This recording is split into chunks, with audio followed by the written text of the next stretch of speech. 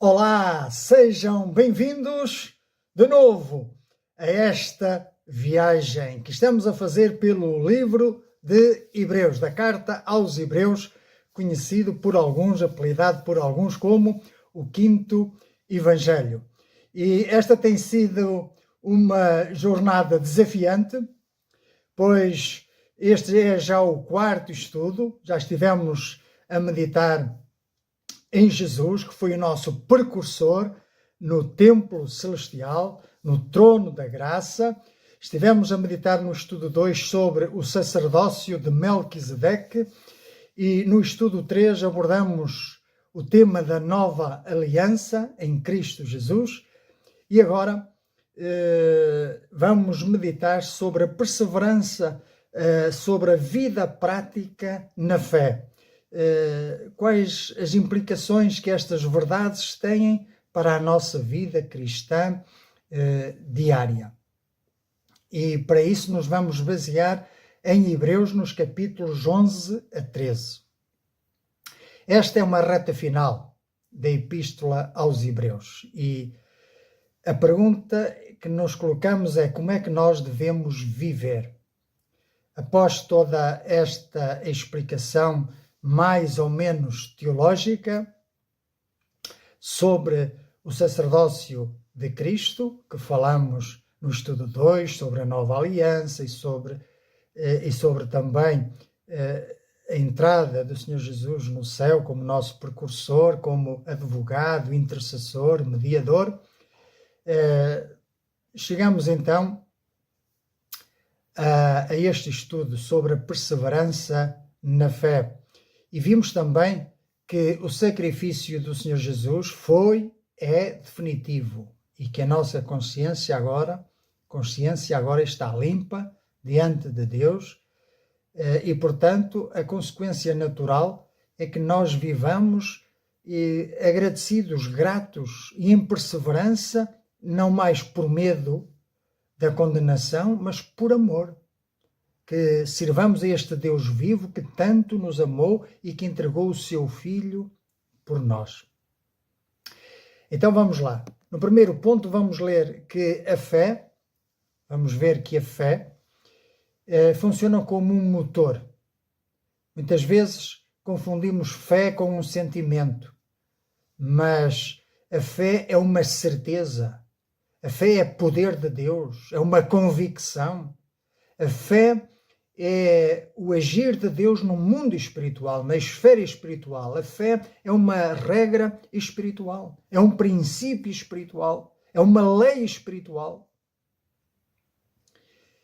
E por isso o autor de Hebreus, no capítulo 11 de Hebreus, faz uma lista em honra aos heróis da fé. E sabe que muitos deles tiveram que pagar com a própria vida? Por não negar a fé e por perseverar até ao fim. Muitos foram cerrados ao meio. Muitas mães ficaram sem os filhos. Muitas perseguições. Mas todos eles agora aguardam. Estes são os heróis da fé e aguardam a glória futura. Juntamente conosco, aqueles que cremos em Cristo. Aleluia! A quando da segunda vinda de Cristo. Bendito seja o nome do Senhor.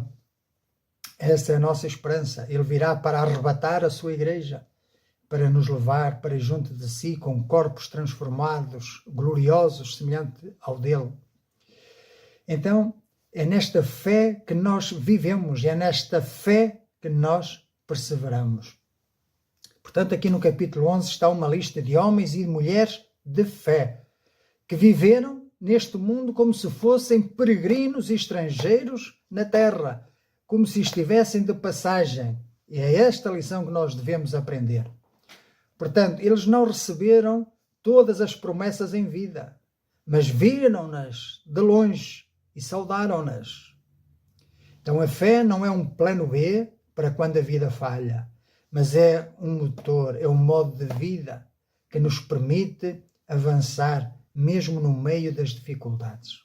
Então, perseverar significa viver hoje com base na realidade do amanhã que Deus prometeu para nós. Em Romanos nós lemos que em esperança somos salvos, porque esperamos o quê? A redenção do nosso corpo. Bendito seja o nome do Senhor. Avancemos agora para o ponto 2. Nós vivemos como que estivéssemos numa corrida. O apóstolo Paulo diz, corri a carreira e guardei a fé.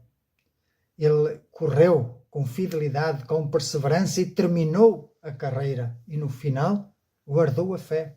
Não foi só no final, foi durante a corrida, durante a carreira. Assim acontece também conosco.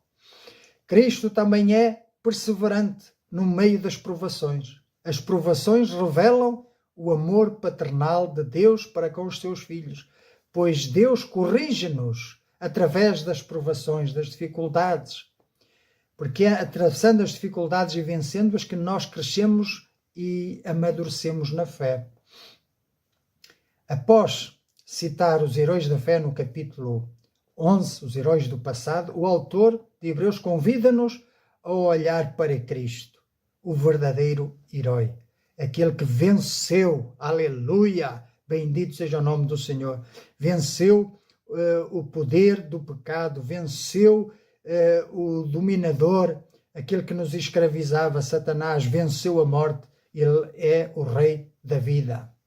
Por isso é para ele que nós devemos olhar, para Jesus, o autor e o consumador da fé. Autor porque foi ele que abriu o caminho, ele é a fonte da fé.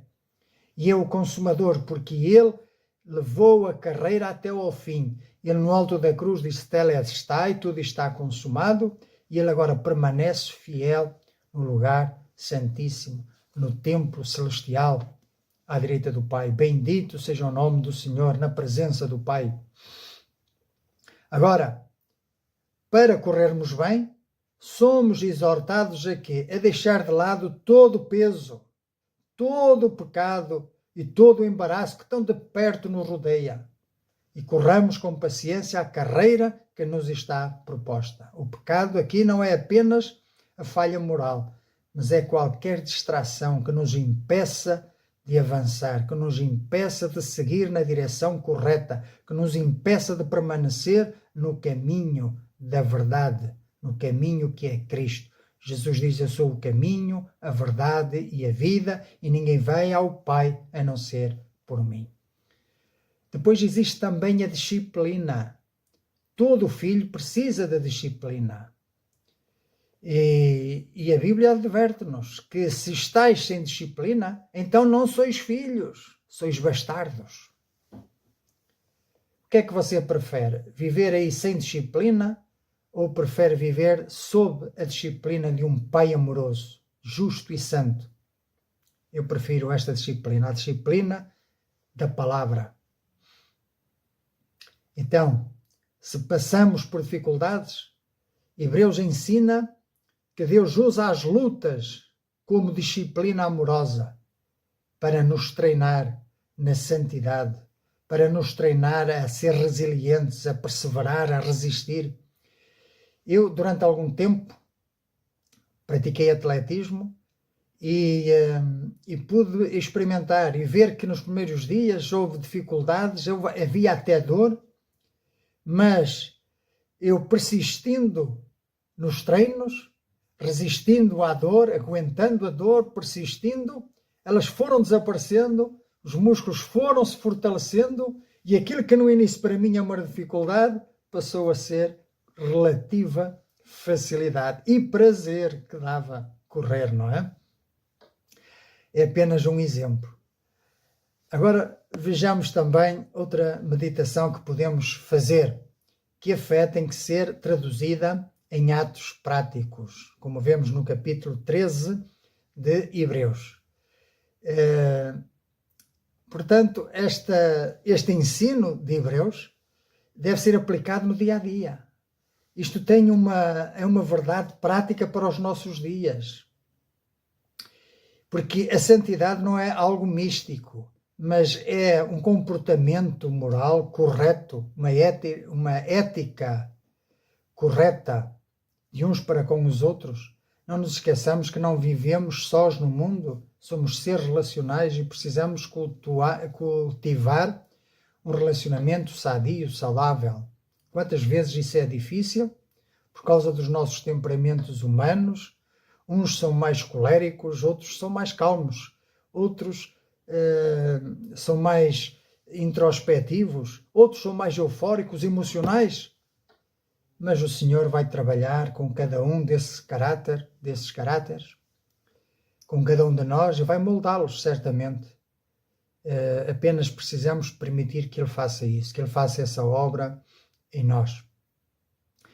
E nós precisamos desse amor de Deus derramado em nossos corações, para podermos amar-nos fraternalmente em Cristo, para podermos ser hospitaleiros, solidários, com os presos, com os maltratados, com os fracos, com aqueles que sofrem, com os que padecem necessidades. Precisamos desse amor derramado em nossos corações. Precisamos também, como diz aqui no último capítulo, honrar o matrimónio e viver livre da ganância. Viver desprendidos deste mundo. O segredo do contentamento é a promessa de Deus que diz: nunca te deixarei, nem te desampararei.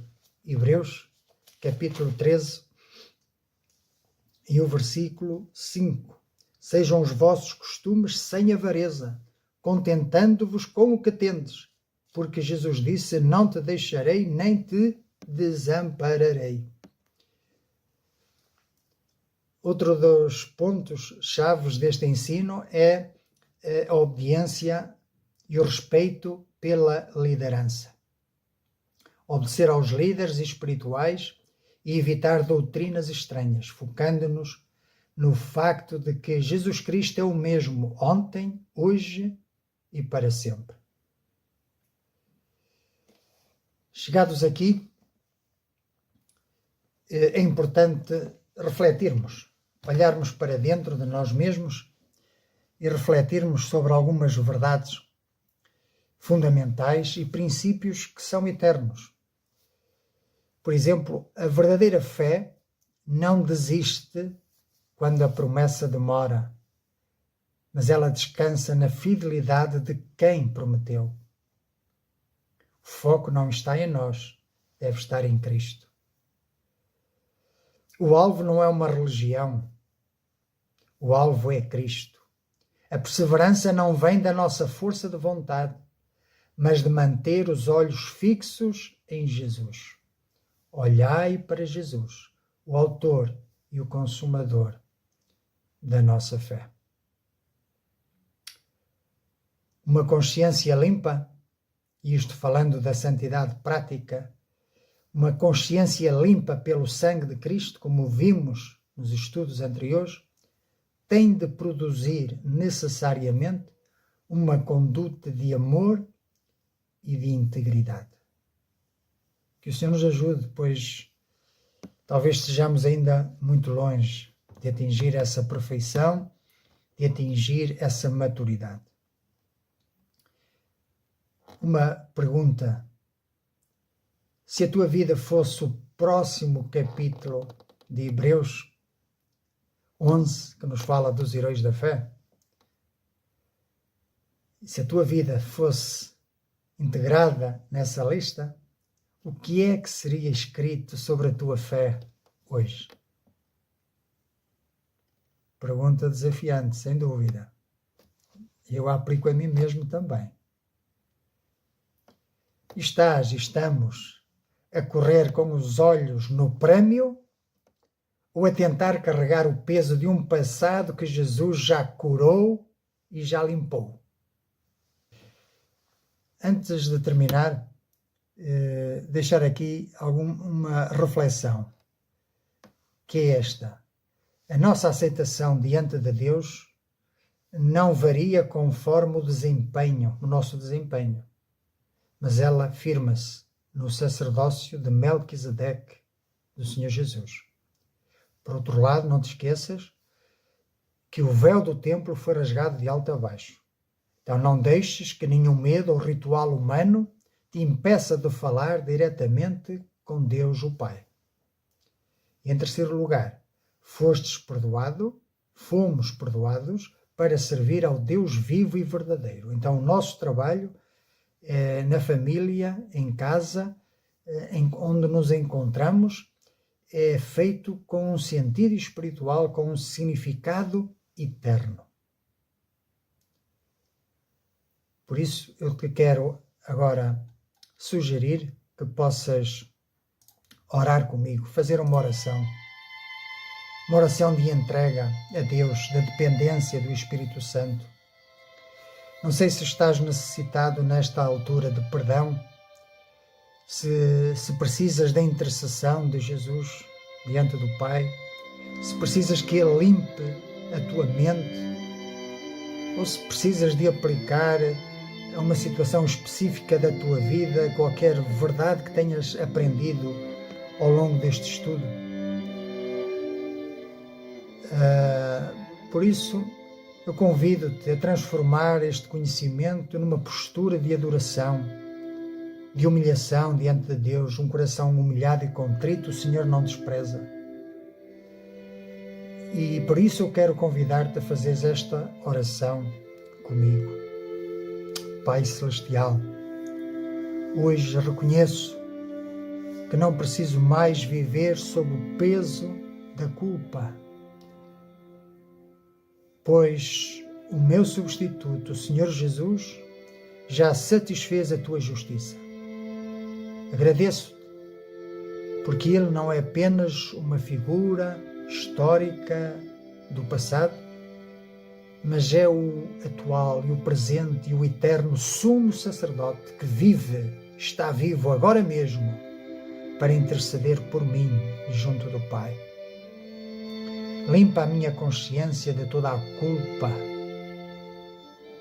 Que o sangue de Cristo oferecido uma vez por todas seja o meu descanso, a minha âncora da alma. Ajuda-me a correr a carreira que me está proposta, não com os olhos nas minhas falhas, mas fitos no Autor e Consumador da fé. Que a minha vida hoje seja um reflexo da nova aliança em Cristo Jesus. Que o meu falar seja íntegro, o meu coração seja alegre e o meu amor pelos outros seja um sinal de que estou reconciliado contigo. E é em nome de Jesus, que é o mesmo ontem, hoje e sempre, que eu oro agradecido. E a Deus o Pai eu dou toda a honra, toda a glória e todo o louvor, em nome de Jesus. Amém. Quero-te agradecer por teres feito esta viagem comigo ao longo destes dias e quero encorajar-te a vires a esta fé, a aceitares a obra que o Senhor Jesus realizou na cruz do Calvário, a aceitares que Ele é o teu mediador entre ti e Deus e a aceitares que Ele é o autor e o consumador da fé, que Ele é fiel e justo para levar até ao fim a obra que começou agora no teu coração. Por isso não desistas, firma-te na verdade, ora diariamente e lê a Bíblia e procura reunir-te com outros crentes, com outros cristãos, para assim como uma brasa na fogueira, possamos incentivar-nos uns aos outros, possamos edificar-nos uns aos outros e como membros num corpo estar interligados e servir de interajuda uns com os outros. Por isso, o meu desejo é que vivas uma vida de vitória em nome do Senhor Jesus. Amém.